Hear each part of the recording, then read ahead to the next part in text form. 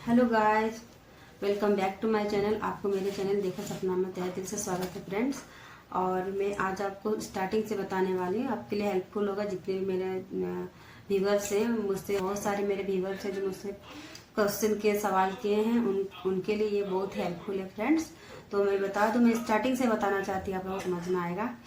तो सबसे पहले दोस्तों मैं गई थी फॉलिकल स्टडी के लिए गई थी। सबसे पहले मैं गाने से मिली कि क्योंकि मुझसे पहले कोई एक गई हुई थी, मेरी पहचान की नहीं है, मेरी जो फ्रेंड थी उसकी पहचान की थी वही बोले कि और ज़्यादा खर्च नहीं हुआ, 500 रुपये स्टार्टिंग लगा। तो शायद उसका 500 लगा था स्टार्टिंग में, मेरे टाइम में शायद थोड़ा बढ़ गया होगा। हुआ तो वो मुझे नेक्स्ट बार फ़ोन करके अपने से बताई कि हाँ उसका कंसीव हो गया है, अब तुम भी चलना, मेरे साथ जाओगी तो मैं तुम्हें लेके जाऊंगी। तो मैं बोली नहीं कोई बात नहीं, तुम बता दी वही काफ़ी है, मैं अपने हस्बैंड के साथ चले जाऊंगी, तुमको परेशान कितना करूंगी। सोच के मैं उसे परेशान नहीं करना चाहिए, तो मैं अपने हस्बैंड के साथ फिर वहाँ गई उस गायनी के पास में।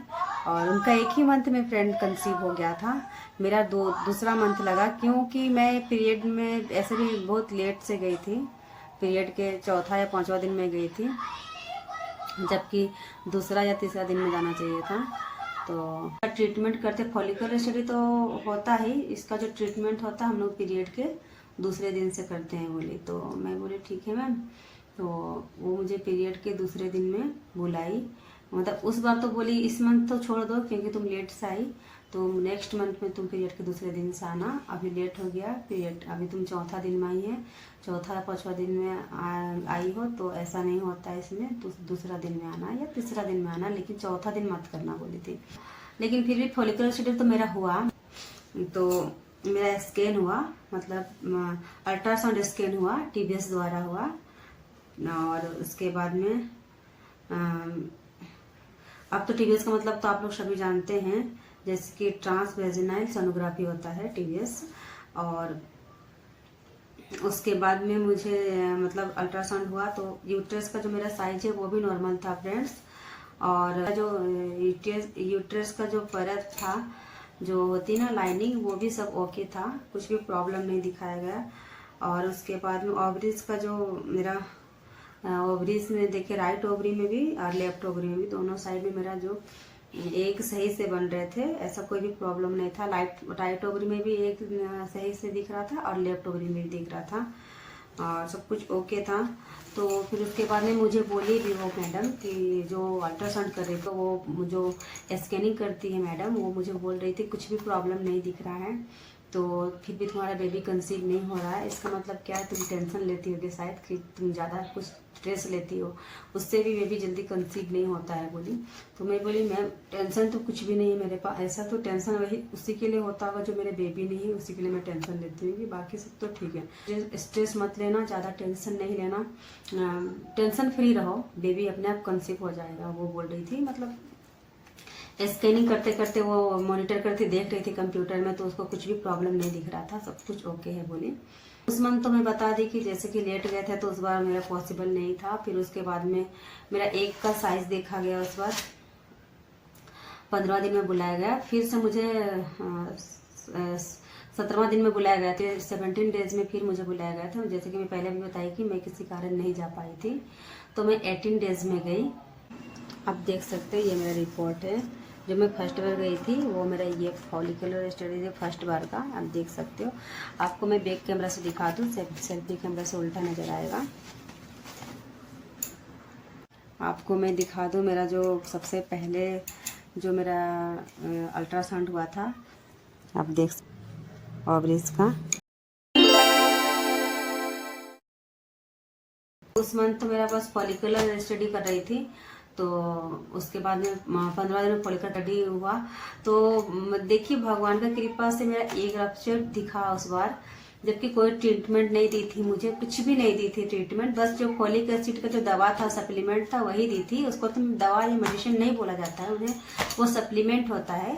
वो जैसे साग सब्जी में सब कुछ आजकल नहीं मिलता है ना, आपको जो विटामिन या फिर ऑयल मसाला देते हैं तो वो विटामिन हमें नहीं मिल पाता है। जैसे साग सब्जी में जो विटामिन पाई जाती है वो साग सब्जी में भी हम लोग को मिल सकती थी अगर हम लोग फॉलिक एसिड ना भी ले तो। लेकिन क्या होता है कि हम लोग तेल मसाला दे के ज़्यादा खाते हैं तो हमको वहाँ के जो उसकी जो विटामिन नहीं मिलती है, तो उसी की वजह से सप्लीमेंट हम लोग को दिया जाता है। वो साग सब्जी में जो मिलता है विटामिन वही उसमें भी मिलता है, तो उसी तरह से वो मुझे दी और मैं उसे डेली लेती थी और उसी से शायद मेरा क्या सब कुछ ठीक हो गया, मैं बता नहीं सकती फ्रेंड। फिर एक रप्चर हुआ, फिर मैम बोली कि तुम्हारा आज एक रप्चर दिखा रहा है आज मतलब 15 डेज में, मेरे पीरियड के 15 डेज में, जबकि मेरा पीरियड साइकिल था 36 डेज, मतलब 36 दिन का मेरा पीरियड साइकिल था। उस हिसाब से तो मेरा 18 दिन एक रप्चर होना चाहिए था, लेकिन नहीं दोस्तों, इस बार मेरा 15वां दिन में एक रप्चर हुआ था, जबकि मेरा पीरियड साइकिल बहुत लॉन्ग था। उस हिसाब से 15 दिन में नहीं होना चाहिए था, शायद 18 दिन में होना चाहिए था, 17 दिन में होना चाहिए था। तो हो सकता है मैं जो फॉलिक एसिड का दवा ली वो मुझे फायदा कर गया हो उसी से। तो मैम बोली कि आज तुम्हारा एक रप्चर दिख रहा है और तुम उस बार भी दोस्तों मैं एक बात बता दूं, मैं वो आपको पहले ही बताई थी कि मैं मिस की थी एक बार बीच में, तो उसमें भी मैं दूसरा बार ही फॉलिक एसिड करवाई, तीसरा बार नहीं। जो फर्स्ट बार भी मैं दूसरा बार ही करवाई थी, 2 बार ही मेरा फॉलिकुलर एसिड हुआ था और सेकेंड बार जब गई थी तो इसमें भी मेरा 2 ही बार फॉलिकुलर एसिड हुआ था। तो मुझे ये मुझे इसमें सेकेंड टाइम में मुझे पीरियड के 10वां दिन में बुलाया गया और मुझे फिर से जाना था दोस्तों।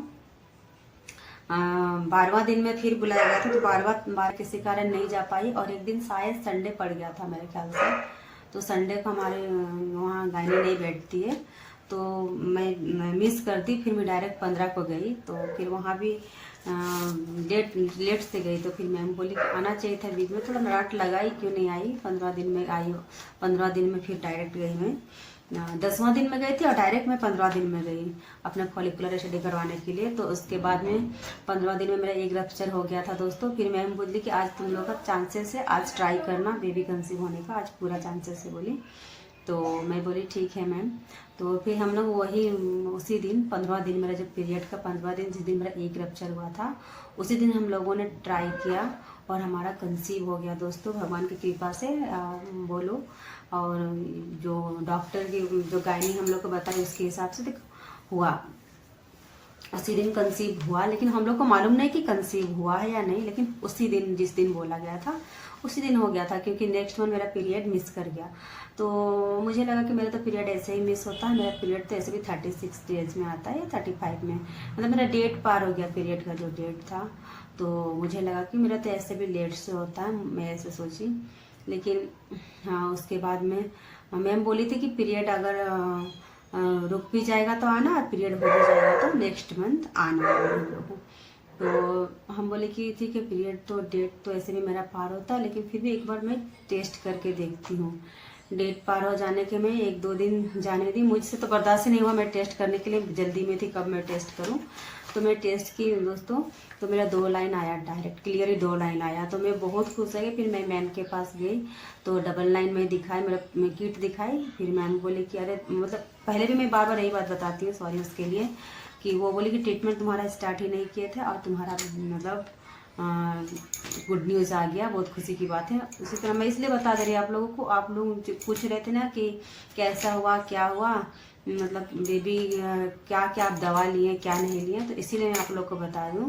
तो मैं कोई दवा नहीं ली थी फ्रेंड्स, बस वही जो फॉलिक एसिड का जो दवा जो सप्लीमेंट होता है वही ली थी और उसी को ली थी जो, तो उसी से शायद मेरा प्रॉब्लम सब ठीक हो गया होगा। तो मैम बोली भी तुम्हारा ट्रीटमेंट स्टार्ट नहीं की थी और कंसीव हो गया बोली। तो उसी तरह आपको सबको मैं एक बात बता दूं। और हाँ, आप लोग सब सवाल किए थे जो मैं अभी आप लोगों को जवाब दे दूं, जो मुझसे कमेंट बॉक्स में पूछ रहे थे मैं आप लोगों को बता दूं। तो सबसे पहले सवाल मैं ये पढ़ती हूँ कि सबसे पहला सवाल है कितना खर्च आया आपने, मेरे मतलब कोई व्यूअर्स मुझसे पूछ रही कितना खर्च आया था। तो फॉलिकुलर एसिड का खर्च देखिए मैं कैसे बताऊं, जोड़ी तो नहीं हूं, मगर हाँ स्टार्टिंग में गई थी फॉलिकुलर एसिड करने के लिए, स्टडी करवाने के लिए। तो मेरा स्टार्टिंग में हम लोग का यहाँ पे बता रही हूँ आप लोग का, सब जगह देखिए अलग अलग चार्जेस होता है। हमारे यहाँ मुझे नहीं मालूम कि आप लोग का वहाँ क्या चार्ज चल रहा है, मगर यहाँ पे उस स्टार्टिंग में हम लोग गए थे तो यहाँ पे 800 समथिंग लगा था, बहुत कम लगा था 800, तो मुझे लगा कि बहुत कम। फिर नेक्स्ट मंथ गए तो उसमें भी उतना ही लगा, और उसके बाद जब मेरा बेबी कंसीव हो गया उस समय बढ़ गया, 1000 हो गया, और धीरे धीरे बढ़ गया फिर, क्योंकि फिर उसके बाद मेरे बेबी कंसीव होने के बाद तो फिर एवरी मंथ जाना पड़ता है ना स्कैनिंग के लिए। तो उस समय लगता था 1000, 1200, 1400, तो सिर्फ फॉलिकुलर एसिडी का पूछ रहे खर्च, तो ज्यादा नहीं लगा था।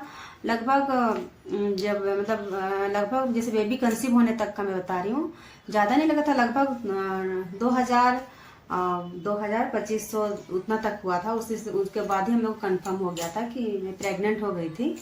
और उसके बाद का तो खर्चा मैं जोड़ी नहीं, खर्चा तो धीरे धीरे बढ़ते ही रहता है, जिस तरह का मेडिकल और जैसे जहाँ का जैसा रेट हो वैसा चलता है फ्रेंड्स।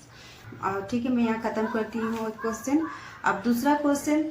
हाँ तो दोस्तों, दूसरा क्वेश्चन के लिए वीडियो बहुत लंबी हो जा रही है, तो आज का ब्लॉग हम यही समाप्त करते हैं। आपको मेरा वीडियो अच्छी लगी होगी, अगर अच्छी लगी तो कमेंट कीजिएगा और लाइक कीजिएगा। और आज का ब्लॉग मैं यही समाप्त करती हूँ, फिर मिलती हूँ नेक्स्ट ब्लॉग में। तब तक के लिए बाय बाय, टेक केयर।